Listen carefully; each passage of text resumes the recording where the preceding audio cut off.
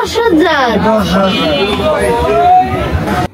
চিন্তা করছেন এতটুক মাছের দাম 10,000 টাকা। মাছ তো না যেমন স্বর্ণের বাজার। আসসালামু আলাইকুম বন্ধুগণ। তো যেহেতু মাছ দেখেই ফেলাইছেন, বুঝা গেছেন আমরা কই যাইতাছি। আমরা এখন মা মেয়ে আর আমার ছেলে মিলা বাজারে যাইতাছি মাছ কিনবার লেগা। আব্বু একটু অসুস্থ, তাই আম্মু আমার নিয়ে বেড়ে গেছে, কারণ আম্মু হইতাছে দামাদামি করতে পারে না। তো তারপর ইচ্ছার মধ্যে আমি হইতাছি একটু পনির খেয়ে নিলাম, কারণ পনির আমার খুবই পছন্দ। তারপরে যে দেখেন বাজারে ঢুকে গেছি, বাজারে ঢুকা হইতাছে এই যে এগুলো বলে লাল চিংড়া। পারবেন কত? কোনটা এটা? এটা কত?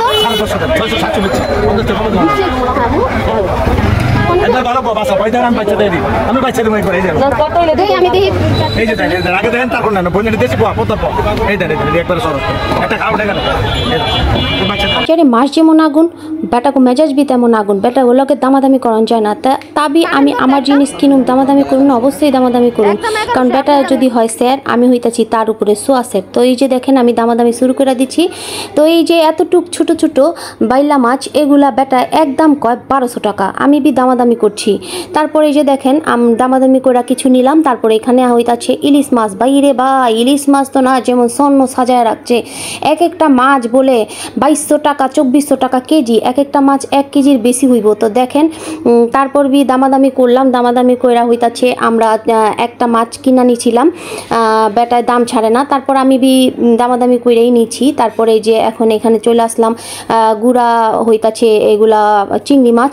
তো চিংড়ি মাছ আম্মু হইতাছে সব ভাজি দেওয়া খায়। তো আম্মু কইতাছে বাবা এইটাও বি কিনালো। তো তারপরে হইতাছে চিংড়ি মাছটা আমি 1 কেজি এখানে কিনা নিলাম। তো এই যে আম্মু টাকা দিতাছে।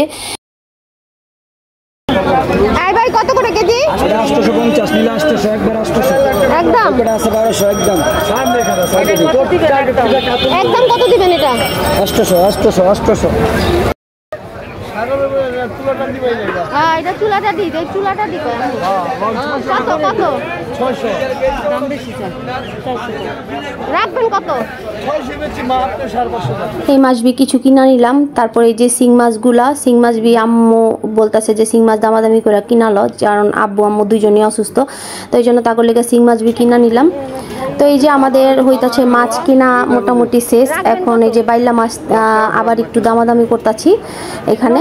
তো তারপর কেনাকাটা শেষে এখন যেই ভয়াবহ পরিণতি আরম্ভ হইব, এই যে দেখেন হঠাৎ কইরাই বৃষ্টি আরম্ভ হয়ে গেছে গা ভাই। আমরা বাসা থেকে যখন বেরিয়েছি করার রোদ, আপনারা প্রথম ভিডিও যারা দেখছেন তারা অবশ্যই দেখছেন যে রোদের মধ্যে আমি পনির খাইতেছিলাম রিক্সায় বয়া বয়া। তো এখন দেখেন হঠাৎ রোদের মধ্যে কি তুমুল বৃষ্টি, মায় পোলায় আর হইতাছে আমার মায়, মানে আমরা তিনজন মিল্লা কি একটা বিপাকের মধ্যে পড়ে গেছি গা। নেই কোনো ছাতা। তারপরে এই যে মাছগুলি আম্মু কুটা নিতাছে, কারণ হইতাছে আম্মু মাছ তেমন কুটবার পারে না। তো তারপর আমিও কইতাছি যে ঠিক আছে তাহলে কুটা এলো। তো এই যে এই বাইয়াটার কাছেই হইতাছে আব্বু নাকি সবসময় মাছ কোটাই বাজারে আসলে। তো তারপরে এই বাইয়াটা সুন্দর করে এই যে মাছ শিং মাছগুলা দেখেন কি সুন্দর টুপুস করে বাড়ি দিয়া কাটতাছে। এদিক দিয়ে আমার পোলায় তো ফুইলা একটা 4টা হয়ে রয়েছে। তো মাথার মধ্যে হইতাছে তার যাতে বৃষ্টির পানি না পড়ে একটা পলি দিয়া লইছিলাম একটা দোকানদার থেকে নিয়া। তো এই যে দেখেন সে সুন্দর করে মুখ ফুলায় পুরা বইসা রয়েছে। আমি তার একটু সান্ত্বনা দিলাম যে বাবা রাগ করো না, আমরা এখনই মাছ কাটা হইলে চলে যাবো। ওই আসলে বুঝতে পারি না যে বাজারে আসলে ওর এত বোরিং লাগবো। ওই জোর জবস্তি আসছে। আর আমার আম্মু বি ওই যা কয় তা তো আমার মা রাখতেই হইব, তাই ওরে জোর করে নিয়েছে। তো যাই হোক একটা ভালো অভিজ্ঞতা হইলো বাজারে। যদিও আমি কখনো এমন করে বাজার করি নাই, আজকে আম্মুর সাথে আসলাম, ভালোই লাগলো। সবার কাছে একটা অনুরোধ রইল, আমার ভিডিও ভালো লাগলে প্লিজ লাইক কমেন্ট শেয়ার দিয়ে আমার পাশে থাকবেন। ধন্যবাদ সবাইকে।